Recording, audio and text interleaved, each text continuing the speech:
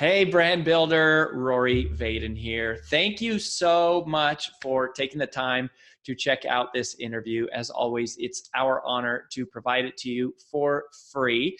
And wanted to let you know there's no big sales pitch or anything coming at the end. However, if you are someone who is looking to build and monetize your personal brand, we would love to talk to you and get to know you a little bit and hear about some of your dreams and visions and share with you a little bit about what we're up to see if we might be a fit. So if you're interested in a free strategy call with someone from our team, we would love to hear from you. You can do that at brandbuildersgroup.com/podcall, brandbuildersgroup.com/podcall. We hope to talk to you soon.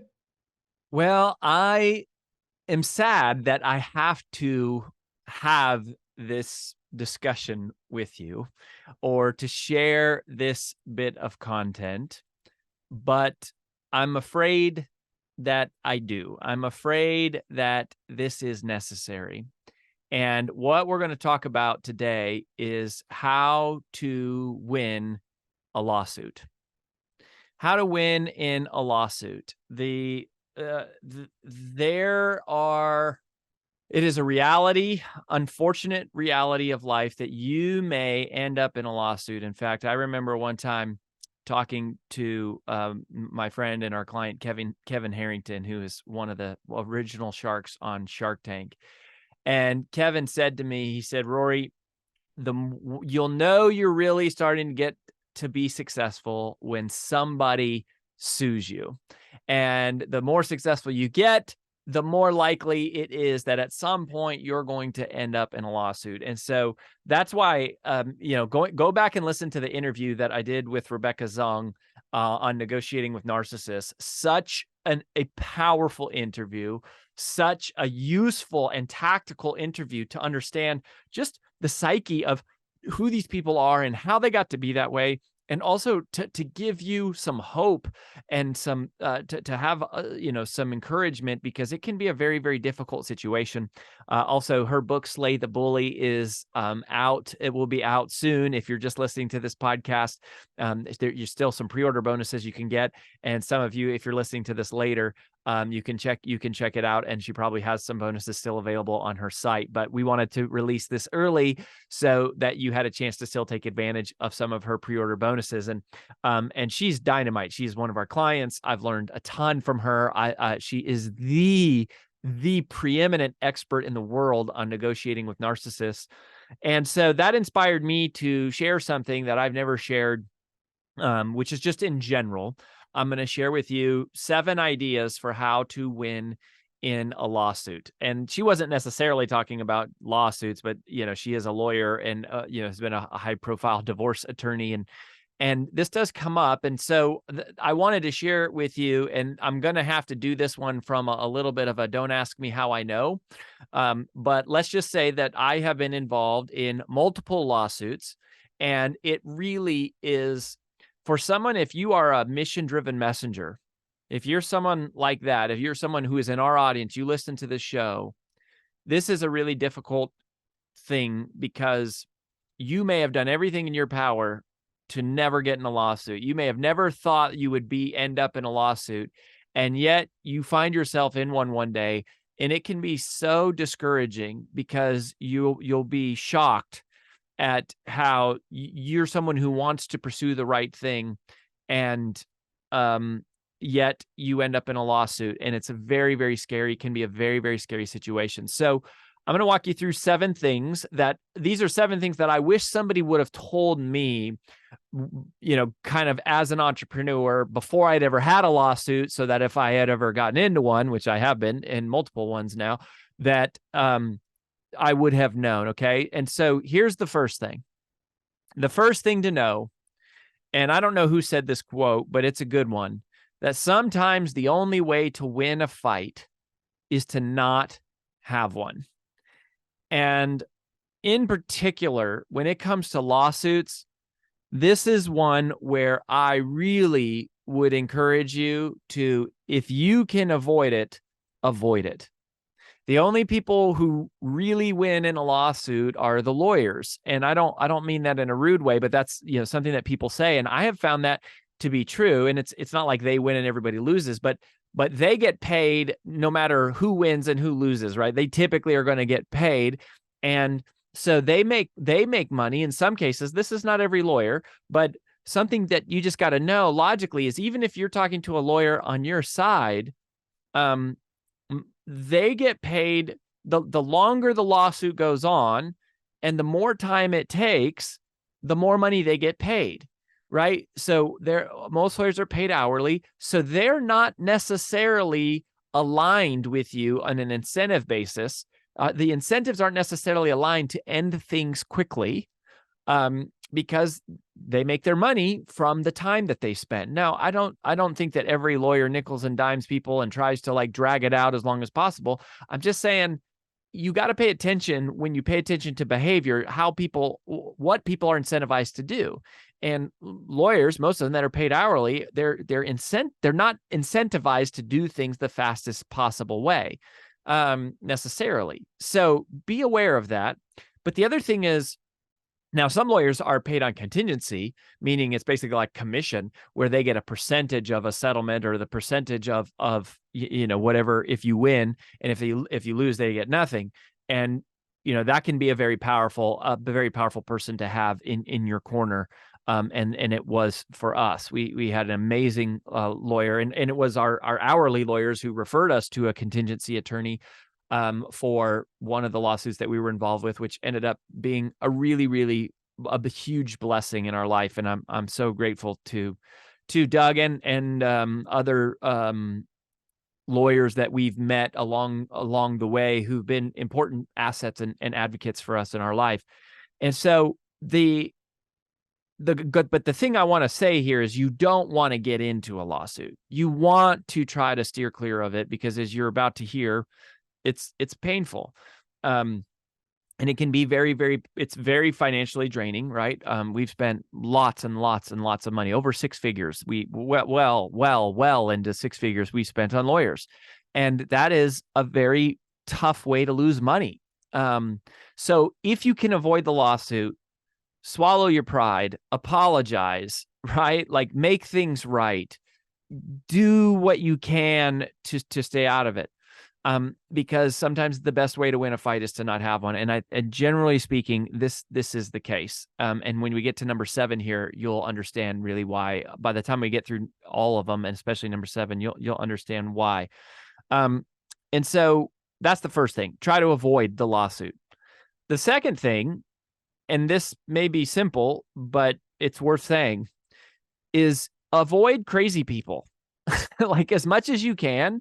Try not to be in business with crazy people. I love when Dave Ramsey has this thing, when he talks about hiring, and he says, one of the things that they do at their company is they always interview the spouses of the people before they hire them. So when they decide, they get all the way through the selection process and they go, oh, I want to hire this person.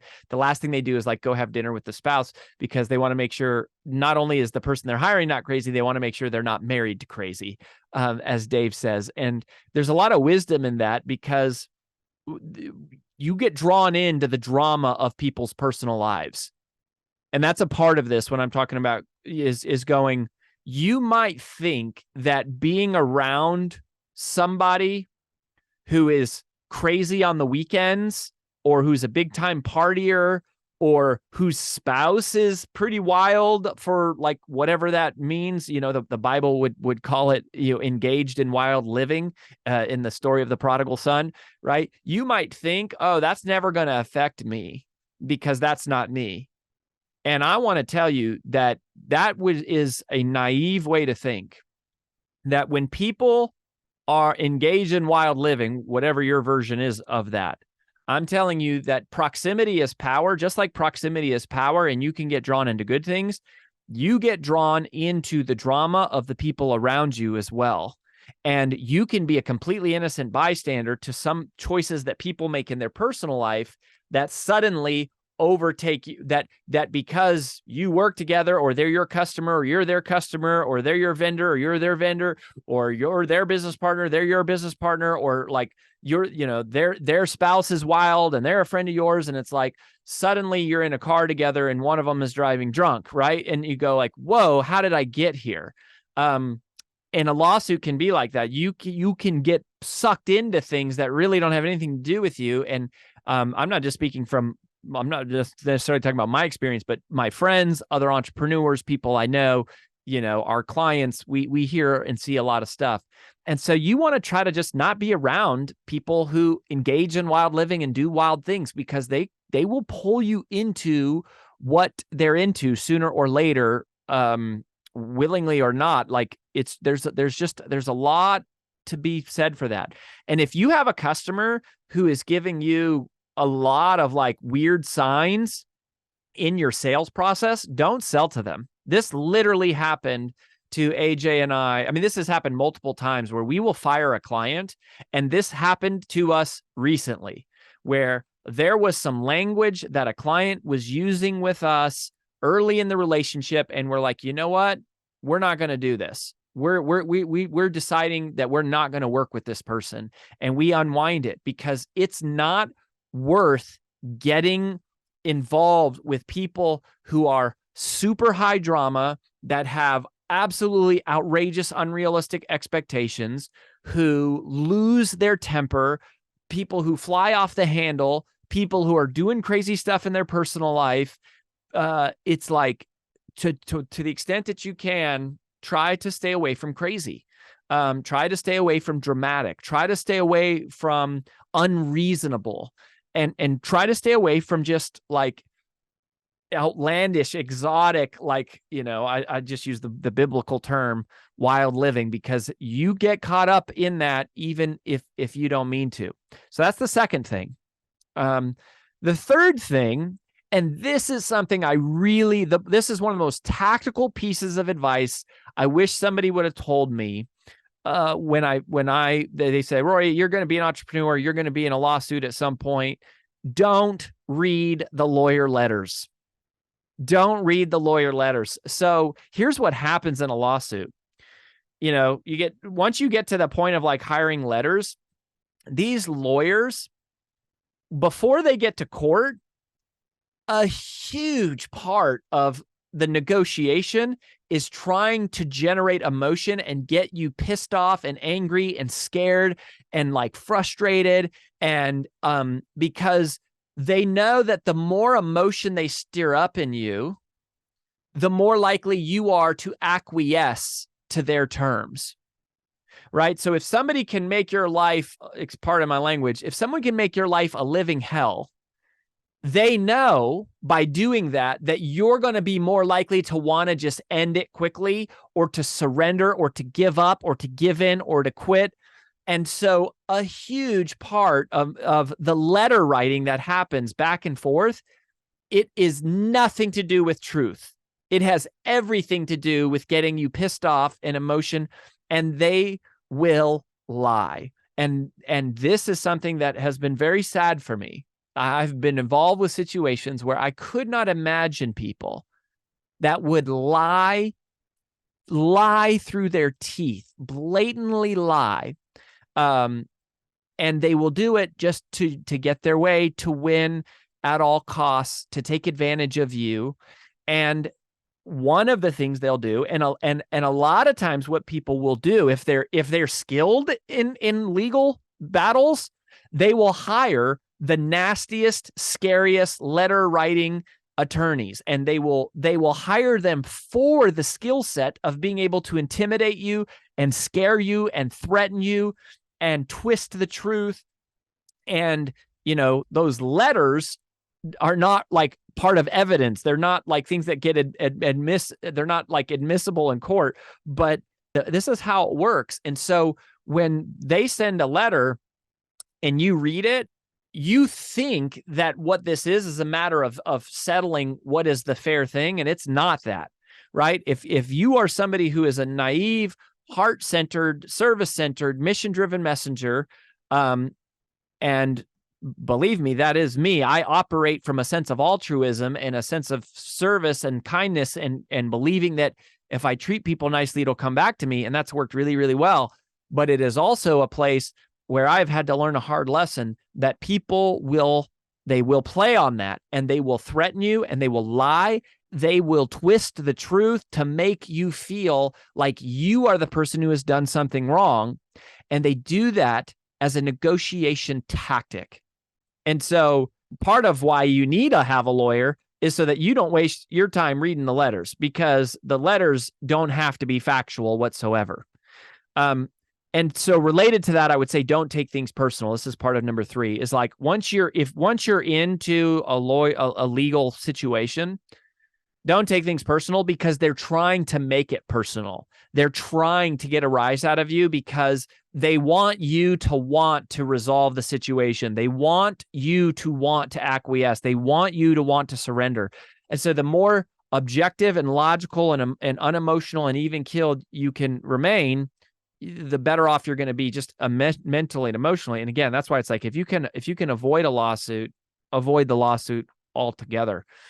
So that's number 3. Don't read the letters and don't take things personal. Number 4 is keep meticulous documentation. Keep meticulous documentation. Now, before a lawsuit, what happens is it's all hot air. People are, saying stuff back and forth, making claims, arguing, intimidating, et cetera, et cetera, et cetera. But it's all basically hot air until you actually get to a courtroom. When you get to a courtroom, it actually often becomes very black and white. And it's like, what is documented? And so the person who has more documentation is going to have the upper hand, right? So this ties in, these next 3 all sort of tie in together. So you want to keep meticulous documentation of every, when things have happened. So I'll give you number 5. Number 5 is to build a timeline. Number 5 is to build a timeline. This is a little bit of advice that somebody gave me that seemed really silly at first when I first was involved in a lawsuit. Is they said, keep a timeline of events, because usually it takes a long time to get into court, sometimes years and years and years, and the details will become fuzzy about how things happened and when they happened and why they happened and what happened exactly. And when you get to a court, it's all about having your details tight. It's all about having a clear story and having evidence and documentation that supports it. Well, even a very honest person can lose sight of the actual facts of like, wait, when was that? Did that happen first, or did that happen first? And wait, when did that? And who actually said that? Like, so keep a timeline of dates and descriptions.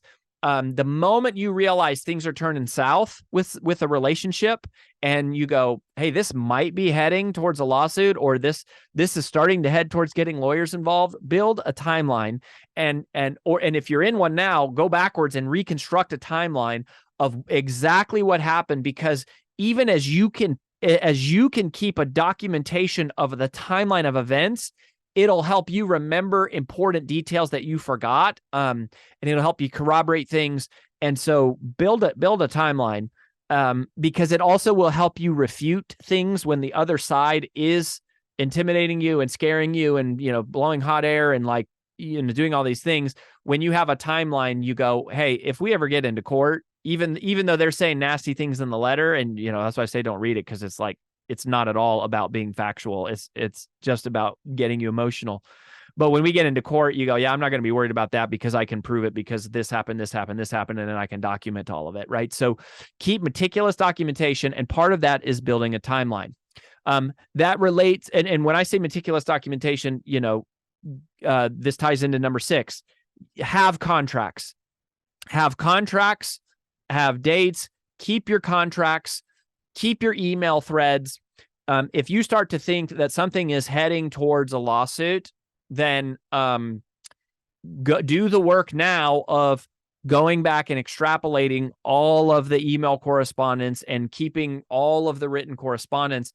And this is the other thing, get people to commit what they're saying to writing, because again, don't ask me how I know, but there are people who will make promises to you and promises to you and promises to you through the spoken word, and then they will never write it down. They will never, because they can say whatever they want. They can tell you, this is while you're working together, or, whatever, like whatever the situation is of your relationship. They can make you all sorts of promises. They can tell you all sorts of great things. And they can make you think they would never not follow through.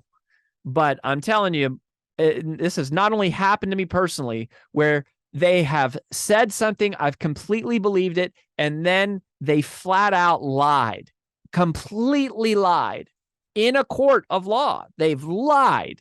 People will do this, right? And I'm not referencing any specific case or anything here. I'm just saying in general that this will happen. The lawyer friends that I have, they tell me, they go, Rory, that happens all the time. People get into court and they lie. That's what they do. They swear oath on the Bible and then they lie. Because for some people, it's not about right and wrong. It's just about winning and losing. And that is really sad, but it's true. And I'm telling you, it'll be people you never ever thought. And it'll be people who, looked you in the eye and promised you this, and that they swore up and down they could be counted on. And so get it committed in writing, get it documented. If you can, get it in an agreement. If you can't get it in an agreement, get it in a written email. Get it in an employee handbook. Get something that says like, hey, here's the documentation of when they told me this. And I will tell you, if somebody's making promises to you, but they delay and kick the can on getting it writing, that's a red flag, a major red flag, that they'll make promises to you, but they won't commit it to writing because they know they can be held to that. So that is something that is a red flag. Now, I do believe, this is, something that Dave Ramsey said. I agree and I disagree. What I agree with is he said one time, he said, if I can't trust the person's handshake, then the contract doesn't matter anyway. And I do agree with that, right? If I can't trust their handshake, if they're going to screw me, they're going to screw me whether it's in writing or not. The difference is, if I think I can trust their handshake and it turns out that they're willing to lie and they're willing to compromise their integrity later, the fact that I have it in writing means even if they're going to try to take advantage of me, I have a real strong negotiating basis. Whereas if it's just the spoken word, I do not, because it's my word against theirs, and you can never really prove that. And in certain places, even recordings aren't admissible into court. There's certain circumstances where they are and they are not. But so keep meticulous documentation. That's number 4. Build a timeline. Number 5. Number 6, get it in writing and written contracts. And here's something else that I've learned about lawsuits. Your interpretation of written contracts is pretty much as good as any. Like one of the things that we've done at Brand Builders Group is our employment agreements, our vendor agreements, our affiliate agreements, our customer agreements, we try to write them in plain English now, right? I'm like, because we've been in situations and environments where there's been all this fancy legalese, and you're like, what exactly does that mean?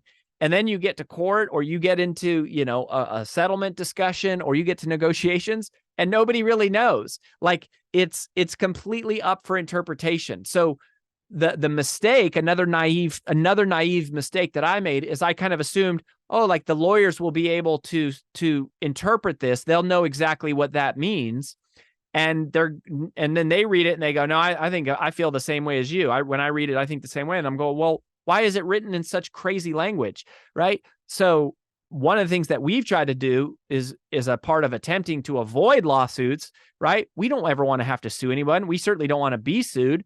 But we don't want to have to sue people. And we write our agreements in plain English, so that the goal is not to trick someone. It's not, at least for us, right? The goal is not to take advantage of somebody. It's like to lay out on paper, and if you can't understand it, then don't sign it. Like it should be straightforward. Don't think that, it has to have fancy legalese in order to be enforceable. Not at all. Your interpretation of it is as good as anyone's. And if you can't understand it, you shouldn't sign it. And so that is really, really important. And you got to get things in writing and have a copy of it. Because if not, that's just a sign that like you guys aren't on the same page, or you're dealing with someone who is maybe not super honest and they don't really have every intention of following through on their word. And that happens a lot. Like if they can't show you the detail, if they get dodgy in any way around like, hey, we're negotiating a contract of some type, like we got to get this thing in writing. Like what if it's an agreement, what is there to hide? There shouldn't be anything to hide.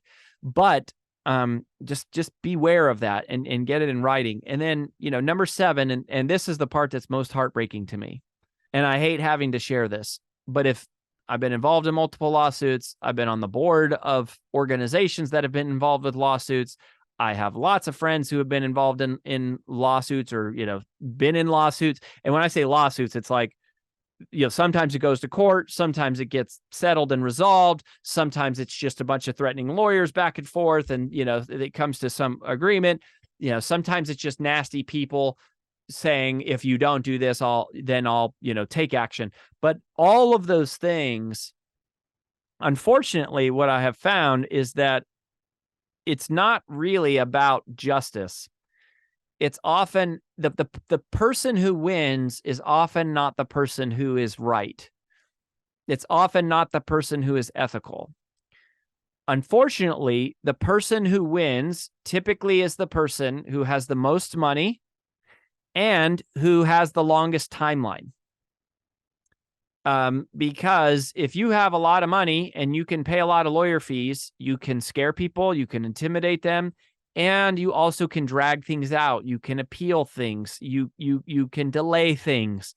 And understand this, that there is a playbook that some people will run against you, and that playbook is to drain your bank account to where you are forced to acquiesce to terms that are less than favorable for you.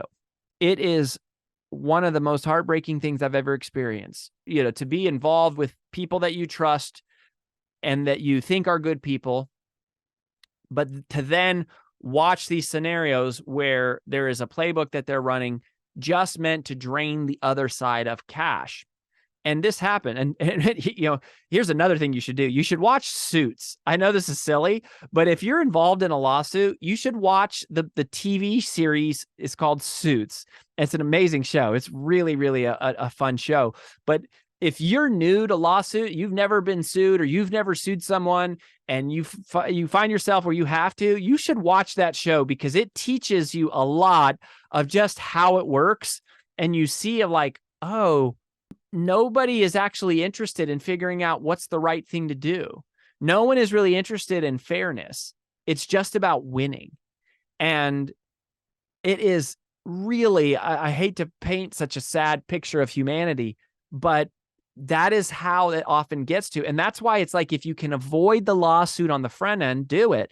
Because by the time you get into a lawsuit, it's like people abandon all ethics, all morals, all decency, all, human dignity, all respect, honesty, integrity. Those things go out the window quickly in the name of winning, in the name of, taking you to the house, and being right, and being the victor, and having power over you.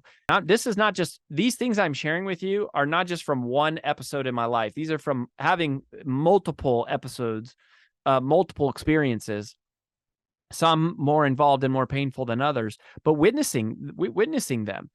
We have clients at Brand Builders Group who are, we've had 4 clients that are billionaires, like in the last year and a half or something, like 4 with a B, billionaires. We have lots of clients that are worth hundreds of millions of dollars. We're around a lot of wealthy people, and many of them have lawyers on staff and on retainer for nothing other than fighting off frivolous lawsuits, right? Because they're so wealthy. And that's like, I mean, man, on the one hand, it's like, must be nice to be that wealthy. On the other hand, it's more money, more problems, and people are just suing you for insane stuff. And sometimes people pretend to sue you just so that you'll settle, just so you'll go away. So it'll go away because it's cheaper to settle the matter than to take it into court and pay all the lawyer fees. So this is, it's really sad. Like, and so that's why it's like the best thing you can do is avoid this. People who seem litigious and that, want to get involved in these kinds of things. And I would say, being around people who are narcissistic in nature or in tendency, those are risky ones because, like you heard on the interview, or if you didn't, go listen to the interview with Rebecca.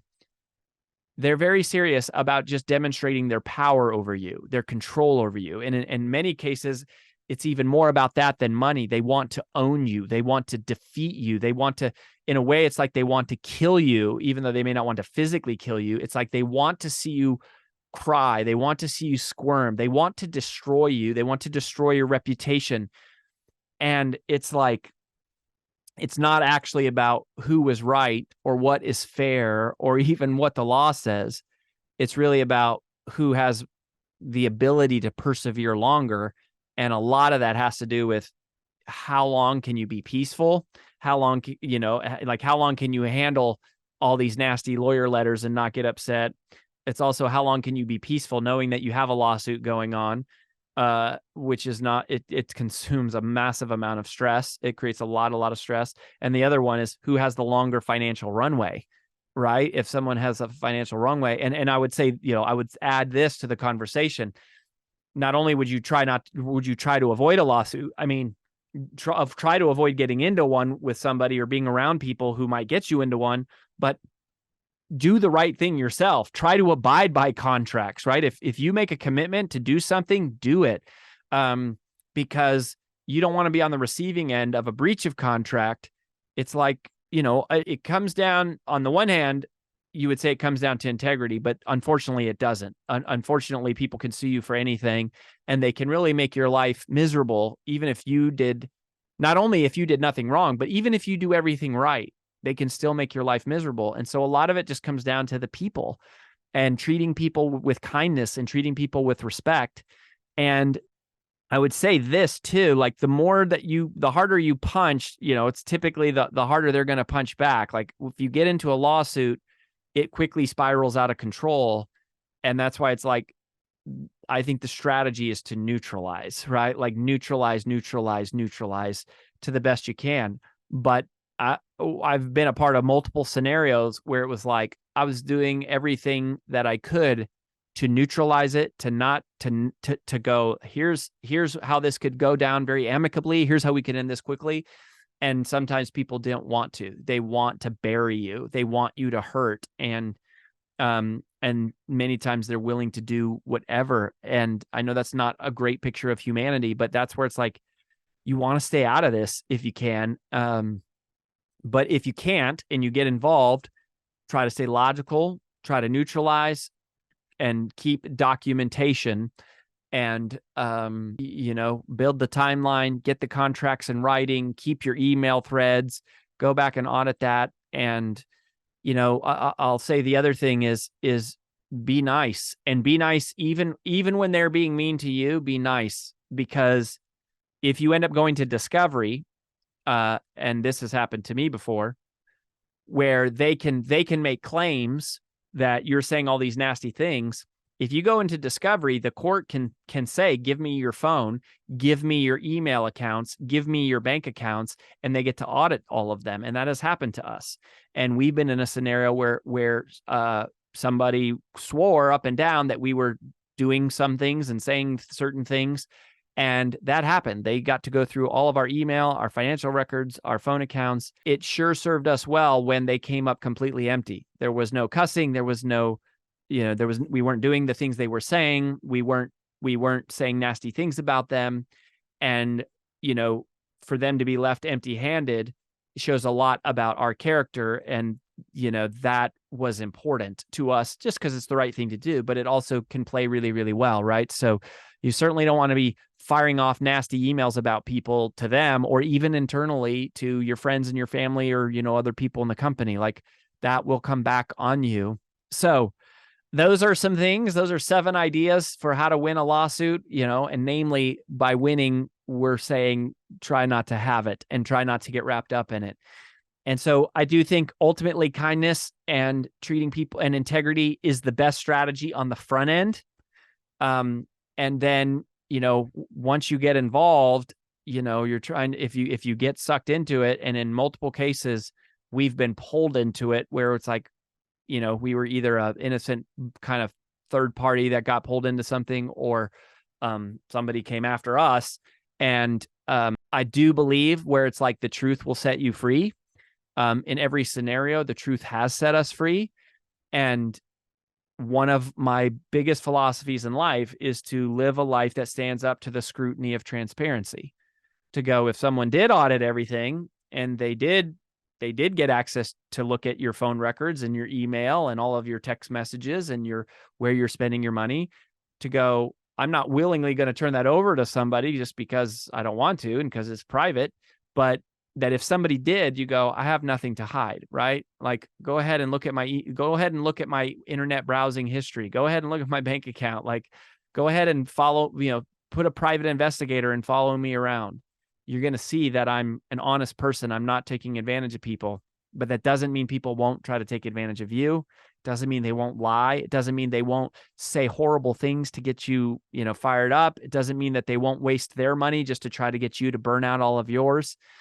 So try to stay out of it. Try to avoid the fight. Try to be around good and kind people. Keep great documentation. Build a timeline. Get it in writing. And then ultimately realize it's not about justice. It's often about, who can last the marathon without going crazy or going broke. And if you do that, you'll get there. And I do ultimately believe the truth will set you free. So, not the most uplifting content, I know, but boy, if you know someone who is in a lawsuit or is being threatened by one, I think it would be good to share this with them. I certainly wish that I would have had something like this in the times that myself or organizations I've been a part of, or my friends, other entrepreneurs have been involved in lawsuits. Because having the perspective of someone who's been through one that can really be helpful, even though a lot of times they can't share specific details, because a lot of times lawsuits end up getting resolved with confidentiality clauses and things like that. But somebody can sure give you a lot of perspective. And that helps me too. Part of how I know a lot of this is I've talked to a lot of people who've been in a lot of lawsuits, and it's good to have their perspective. That for many of them, they go, yeah, lawsuits is a part of business and a part of life. And you learn to be desensitized to it, which, again, isn't the most beautiful thing, but it's kind of like, paying your taxes or something. You go, yeah, I don't love it, but I got to do it and I got to deal with it. And it becomes a piece of the business, that you do. So try to be nice to people, do everything you can. But I think the thing also that I want you to know is that if you find yourself sucked up into a lawsuit, it doesn't mean you're a bad person. Sometimes people are literally thinking that they can take advantage of you, because there's a lot of people who will assume your kindness is weakness. And kindness is not weakness. Kindness is incredible strength. And the people who have misunderstood our kindness as weakness, it ended up costing them it was a misinterpretation, right? To go, kindness and weakness are not the same thing. Kindness and strength are the same thing. And, you can get sucked into this. You can be a perfectly honest, hardworking, ethical, kind human and still find yourself unexpectedly in a lawsuit. And people can be trying to just take advantage of you and trying to hurt you, even when you did everything by the agreement and by what is right. So don't take that personal either, because that can weigh heavily on you of like, gosh, there must be something wrong with me. And, if you listen to the other side, there's probably a good chance they're going to try to make you feel that way. They're going to play into that. So you can be a good person and you can step through a lawsuit in an honest, ethical fashion. You can let the facts surface for themselves. Just don't get caught up in firing off the hate and making the threats and doing those things. That will just spiral out of control and make it more expensive and more time consuming, which makes it even more expensive. And more emotion, it has more emotional cost. So like everything, do your best to be a good person. Sometimes you got to step in and it has to get resolved legally. In that point, whoever has the most documentation and details is going to have the upper hand. And just be patient and peaceful, and the truth will ultimately set you free.